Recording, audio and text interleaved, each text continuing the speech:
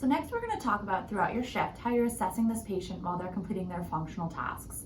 So one of those is their morning ADLs, and that's a great time to see what the patient can do, and again, you're reassessing their strength and their coordination as they participate in these daily tasks. Patients who've had a stroke, especially if they have any cognitive impairments, shouldn't be left alone with their ADL supplies. We want to make sure that the patient isn't taking the soap or the lotion and trying to put it in a cup to drink, or that they're using them appropriately. We also don't know, can they read and make sure what's lotion versus what's soap? So we want to make sure we're sticking with them, but we want to see what they can do on their own. And you want to make sure if they're having any neglect or deficits on one side, you're setting everything up on the side that they're unaffected side. One other thing, while they're completing their ADLs, you want to see if they're able to sequence the whole task.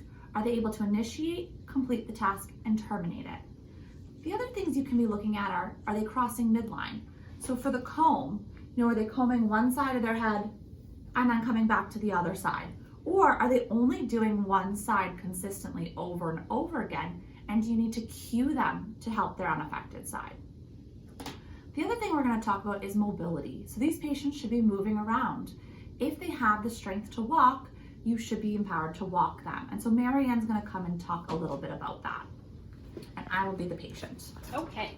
How are you today, Megan? Great. Great. Would you like to get up and take a walk with me? Absolutely. All right. I'm going to move this tray table out of the way. Typically, any patients who have any sort of motor deficit will already have been seen by OT and PT by the time you need to get them up and walk. For some of those TIA patients that clear right away and they come up on the floor and they're independent, that's a clinical decision that you as a nurse can make without necessarily needing a PT and OT consult. But for any patient that has a strength or a mobility impairment, we will have already seen them and put together a plan with you about walking. So let's assume that Megan is up, she needs to walk to and from the bathroom, that's what we're going to do. She has some right-sided weakness, and then she's using a walker, because that's sort of the easiest way to teach, or kind of the most common way, I guess, to teach.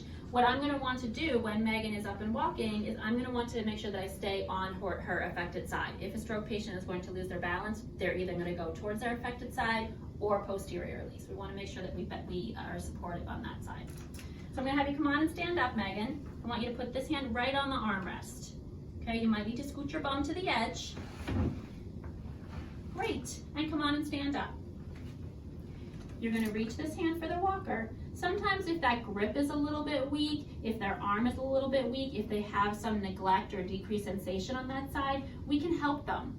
If it looks like they're not holding on, if say I came in to see the patient at 9 o'clock in the morning and we walked to the bathroom just fine and she was holding on to her walker and everything was great, and I came and spoke to you afterwards and said, yep, we're good. You go to see her at noon and here she is. There's been a change, right? So either her stroke is evolving, something new is happening. I'm going to have you sit back down again. And then I'm going to make sure she's safe. I'm probably going to get her in bed and then go and find the doctor. However, if everything looks great, she stands up, things are good, she maybe has a little bit of weakness through this arm, I can just kind of help to support her a little bit, and we're going to take a few steps and we're going to just walk to the door. Good. So nice points that are good. Places to hold. I like to hold here at the shoulder. It gives me a lot of stability if Megan starts to lose her balance. And then I like to hold sort of at her pelvis. And you probably can't see my arm, but it's reaching right around her. So that way, if she does start to lose her balance, I'm right here. I'm close. I've got her. Okay, thanks for that one. I don't want to be pulling on her arm because I don't want to injure this shoulder, but also she needs it to use for the walker. So here and here are great places. A gait belt around her waist is another great thing, which I don't have. But it just gives you another point of contact or something else to hang on to so that you can feel more secure. You want to stay close. Again, these new strokes are unpredictable. You don't know what they're going to do at any given time, so you always need to kind of plan for the worst.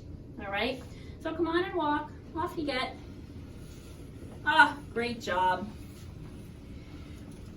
In order to turn around, ideally it will be easiest for Megan to turn towards her strong side. If she turns towards her weak side, then she's really putting all of her weight through that side and it's more likely she's going to lose her balance. So I'm going to have you turn towards your left. And we're gonna turn right around, little steps, move the walker, little steps. Up, and see how she banged into the wall right there? That's also not uncommon if she has a little bit of neglect. So let me help you move that walker. Thank you. And come on over. Now, if Megan were to lose her balance here, and this is, I think, one of the scariest places to have a patient lose their balance. I'm close, and I've got her right here. And if I kind of put my leg right here and she starts to lose her balance, I can almost hold her up just like this with her leaning on me while I'm asking somebody to help. Or I can just help her to get her balance back up again. Oh, that felt weird. Are you okay? Mm-hmm. Okay, I'm gonna have you come sit down on the edge of the bed. We're gonna turn this way. Good job. Keep turning. Keep turning. And you're gonna back up a couple of steps till you feel the bed behind your legs. Here, when stroke patients sometimes back up, they start to lose their balance posteriorly because they just don't have that control. So if you feel that, you can say, oh, stand up straight. Let's bring the walker back a little bit towards you. Good, now take one step backwards. Excellent, now the other leg. Again, back you get. Do you feel the bed behind your legs? Mm-hmm. I want you to reach back with this hand to hold onto the rail. I'm gonna support her affected arm. It's probably feeling very tired now. And I want you to sit on down. Excellent job. Okay, perfect.